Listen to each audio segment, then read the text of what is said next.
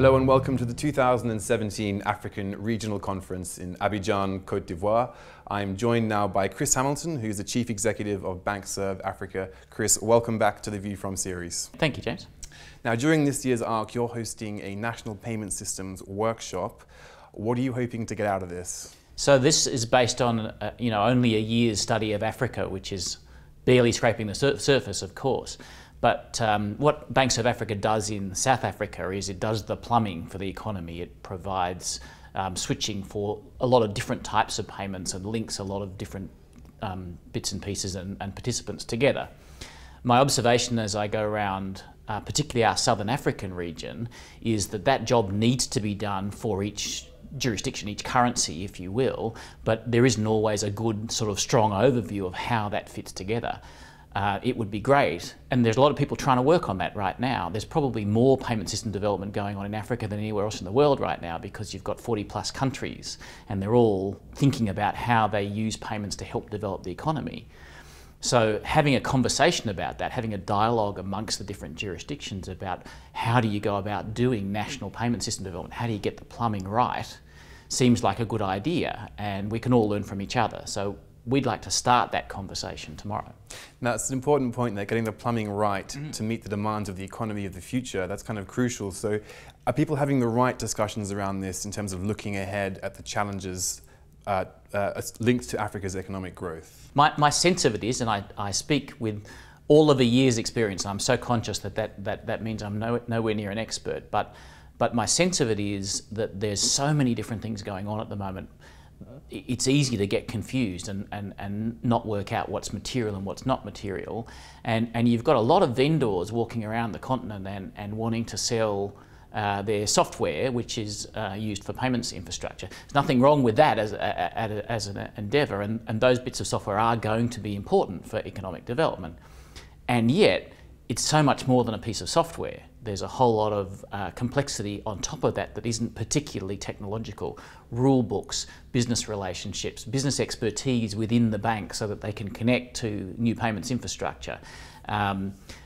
Frameworks for dispute resolution. There's a whole lot of complexity there that really needs to be built as you're building the technology, and I think it's not always clear how all of that's going to come along at the same time as the technology.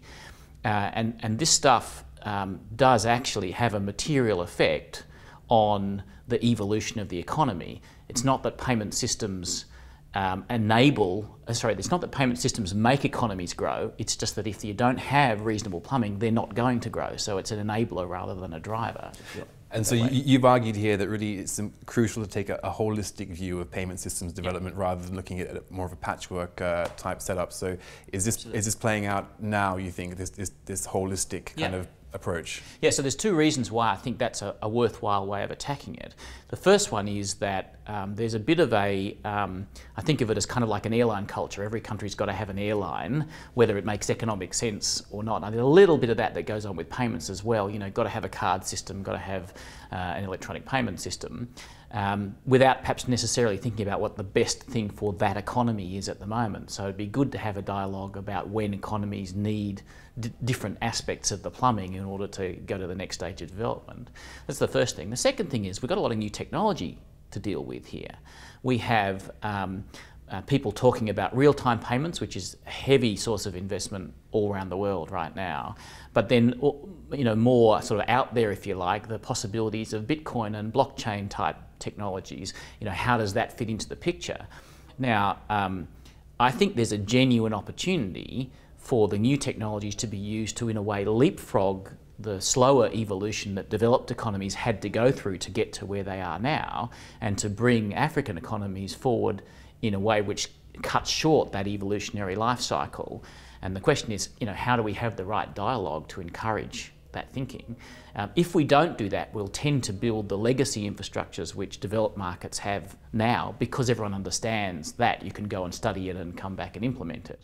But is that the fastest and best way to support the economy? Okay, sure. Now finally, Chris, BankservAfrica is working across the SADC region to develop payment systems. It's obviously involved in Cyrus as one key example. What updates can you give us over the last 12 months that might be worth discussing? So this is very challenging territory. I'm sure I'm not the first person to say, you know, it looks like a great idea, but when you get in there, it's so complicated and tricky. So the two main things we've been working on there at the moment is we've been building some infrastructure in the Democratic Republic of Congo, which is a market which very large number of people, relatively low banking rate, a lot of infrastructural development potential there that could be realised. So we've recently been working with the banks there to develop a card switch.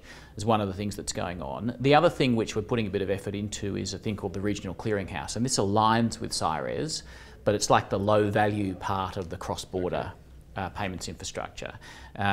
So there's some switching technology which allows banks within that Southern African region, which is essentially 15 countries, to transact with each other without having to go to the full cost of correspondent banking relationships.